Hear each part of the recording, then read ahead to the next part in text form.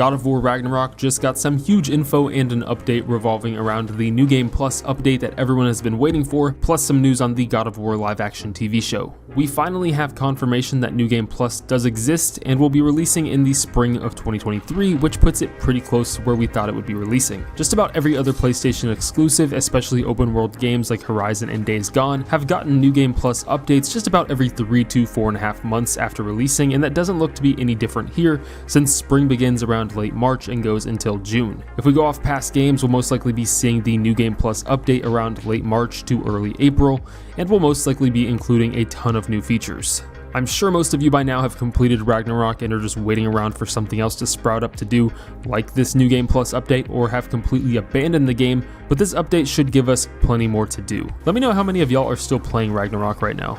God of War 2018 brought us a load of new content such as New Game Plus difficulties, which introduced the even harder Give Me God of War Plus, and that took it to a whole nother level, giving enemies completely new movesets and attack patterns, new upgrades for your armor sets, and also entirely new armor sets that were only available to be obtained in New Game Plus. One of them being Zeus's armor, which ended up becoming the best armor in God of War, but was only obtainable after defeating certain Valkyries, one of them being Sigrun, and had to be done on Give Me God of War Plus, which needless to say, I never even gave it much energy to even attempt to defeat Sigrun on the hardest Give Me God of War Plus difficulty, but I'll definitely be doing it this time around if similar challenges are brought back to the game.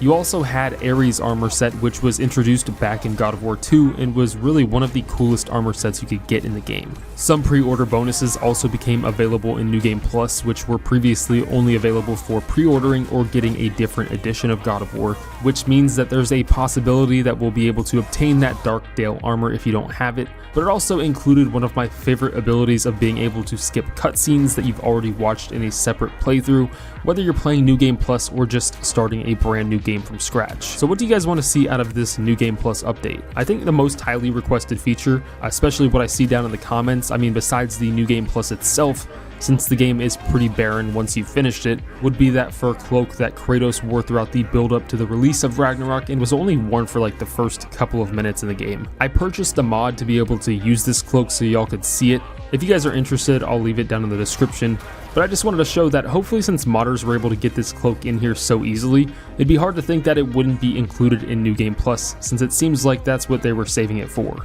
I don't really know why else it would be just thrown away how it was. Maybe there was some difficulty getting it to work with the axe and blades on Kratos' back. I mean, the physics and everything are pretty dang good with this mod though. I'd be surprised if it weren't just ripped from the files of the game, since I mean, it's definitely in those files since Kratos does wear it at the start. As for some news revolving around the Amazon TV series, we talked about it in the last video how Amazon is working with Sony Pictures as well as Cory Barlog to develop a live-action God of War series being featured on Amazon Prime. If you guys want to hear more about the Amazon TV series, check out my last video, but they have given us a couple new updates since then, saying we do incredibly well with adaptations from Invincible to The Boys, and so we know that there's such a passionate fan base for God of War, but the thing that we're looking for is whether there is a real emotional core, if there's a narrative story, and I think that's part of what makes God of War so special. At the center of it all is this story of fathers and sons and families set against this giant epic landscape. So what Raph Judkins, the showrunner, and Mark Fergus and Hawk Osby, the writers, have come up with for the first season and for the series, I think is both incredibly true to the source material and also compelling on its own.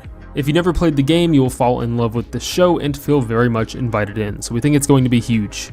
This was all said during an interview between the Amazon Studios head of television, Vernon Sanders, and Collider. So this all comes from a Collider article. I don't know, all that they've said so far is pretty bland stuff. I mean, it is kind of questionable, but this was all said during an interview about the Lord of Rings, the Rings of Power's success. They specifically call it the success because 100 million people have viewed the show. But I mean, if you look at the reviews on the Rings of Power, it's not too great. It's also kind of funny how the Amazon guy is comparing the adaptations to Invincible and The Boys. I mean, Invincible's a really good show, but it's animated, and animated video game adaptations, like I said before, usually end up a lot better than the live action ones. Like Cyberpunk and Arcane were both really good shows, but they were also animated. The Boys is an entirely different thing, although The Boys is a good show. But it's not necessarily the same as sticking some random dude as Kratos now in a live action show. The odds of it actually being good seem pretty slim. which we still have no idea on who is going to play Kratos. It's questionable whether or not it'll be Christopher Judge, being a phenomenal actor for the video game version of Kratos, but do you guys think he'd be a good enough actor for the show? I mean, I think he'd be able to act like Kratos pretty well since, I mean, he's been doing it for years now. But I don't know, I think Amazon will likely go with a bigger name and someone who's not too shy to juice up to pack on some size for Kratos. I don't know, it's tough to think of someone who's that big and is simultaneously also a good actor. For all we know, they'll probably end up having the Mountain from Game of Thrones on there, or like we said last time, The Rock could definitely be on there. I don't think it should be The Rock, but I could totally see them trying to go for that. But let me know what you guys think about the God of War Ragnarok New Game Plus update coming soon and the God of War TV series. I have another God of War Ragnarok video on the way and some other videos as well, so look out for those. See ya.